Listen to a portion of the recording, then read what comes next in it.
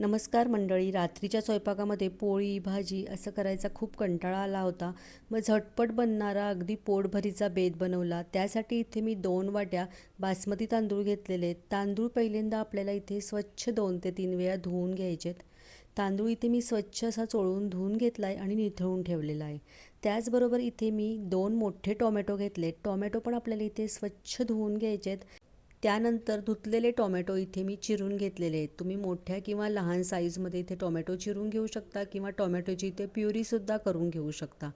आता इथे याप्रमाणेच मी सगळे टोमॅटो चिरून घेतलेले आहेत.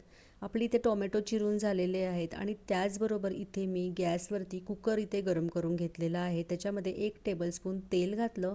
तेल हलकंसं तापल्यानंतर त्याच्यामध्ये तमालपत्र, 1 दालचिनी, 4-5 काळी मिरी, 2 लवंगा आणि 1 पाव चमचा इथे मोहरी घातली. अर्धा चमचा जिरे घातलेले आहेत आणि त्याचबरोबर बारीक चिरलेले 2 मोठे कांदे याच्यामध्ये घालायचेत आणि सगळं व्यवस्थित मिक्स करून घ्यायचं.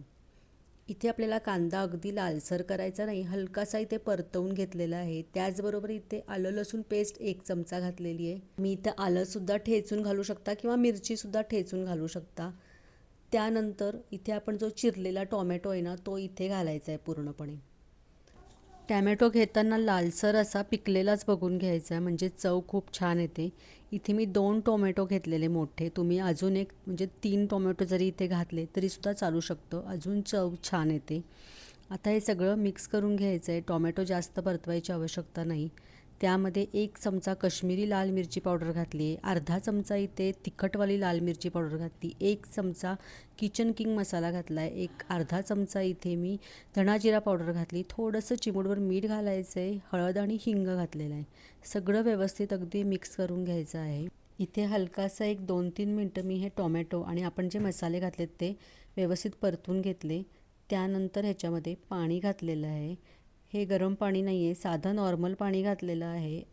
2 वाटी तांदूळ आपण भिजवून ठेवला आहे, त्यासाठी म्हणून मी ते 4 वाटी पाणी घातलेलं आहे. त्यामध्येच 2 हिरव्या मिरच्या मी स्लाईस करून घातलेल्या आहेत. त्यानंतर बारीक चिरलेली कोथिंबीर घालायची. सगळं व्यवस्थित मिक्स करून घ्यायचं आहे. तुम्ही इथे या स्टेजला मिरची नाही घातली तर फोडणीमध्ये घातली तरीसुद्धा चालू शकतं, पण अशी घातली की ती छान त्याची चव उतरते ह्याच्यामध्ये. छान उकळून घ्यायचं, म्हणजे टोमॅटो अगदी मऊसूत होतात. त्यानंतर ह्याच्यामध्ये आपण जो भिजवलेला तांदूळ आहे तो सगळा घालायचा आहे आणि पुन्हा सगळं हे मिक्स करून घ्यायचं आहे. आपण इथे टोमॅटो राईस करतो आहे चवीला, कारण हा अप्रतिम असा होतो. त्यानंतर ह्याच्यामध्ये चवीनुसार मीठ घातलेलं आहे. 1 चमचा इथे साखर घातलेली आहे. त्यानंतर 1 चमचा ह्याच्यामध्ये सांबार मसाला घालायचा, त्याच्यामुळे चव ना खूप छान येते ह्या टोमॅटो राईसला. इथे टोमॅटोचा आंबटपणा बॅलन्स होण्यासाठी म्हणून इथे मी 1 चमचा साखर घातली आहे. आवडत नसेल तर स्किप करू शकता. छान उकळू द्यायचं आहे. उकळायला लागल्यानंतर कुकरचं इथे झाकण लावायचं आणि इथे आपल्याला कुकरच्या 2 शिट्ट्या करून घ्यायच्यात. 2 शिट्ट्यामध्ये परफेक्ट असा हा भात तयार होतो. आता इथे 2 शिट्ट्या झालेल्या आहेत. शिट्टी गार झाल्यानंतर मी काढून बघते.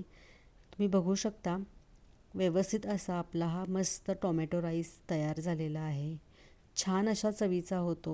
तुम्ही एकदा या प्रकारे टोमॅटो राईस करून बघा. मस्त अशी चव येते आणि अगदी झटपट तयार होतो. त्याच्यामुळे रात्रीच्या जेवणात किंवा तुम्ही दुपारच्या जेवणातसुद्धा हा पटकन करू शकता. पोटभरीचा असा बेत होतो आणि दरवेळेला आपण मटार राईस किंवा पावटा राईस असे वेगवेगळे मसाले भात हे प्रकार करतोच, पण ह्या प्रकारे तुम्ही एकदा टोमॅटो राईस आंबट गोड चवीचा करून बघा. छान चव येते. आपल्या चॅनलवरती मटार राईस, पावटा राईस असे वेगवेगळे मसाले भाताचे प्रकार केलेले आहेत. मी डिस्क्रिप्शनमध्ये लिंक देते, नक्की तुम्ही ती चेक करा. व्हिडिओ कसा वाटला ते नक्की कमेंट करून सांगा. थोडा जरी आवडला असेल तर 1 लाईक नक्की करा. यूट्यूबवर माझा व्हिडिओ बघत असाल तर यूट्यूब चॅनलला लाईक करा, सबस्क्राईब करा आणि फेसबुकवर बघत असाल तर लाईक करा आणि फॉलो करायला अजिबात विसरू नका. धन्यवाद.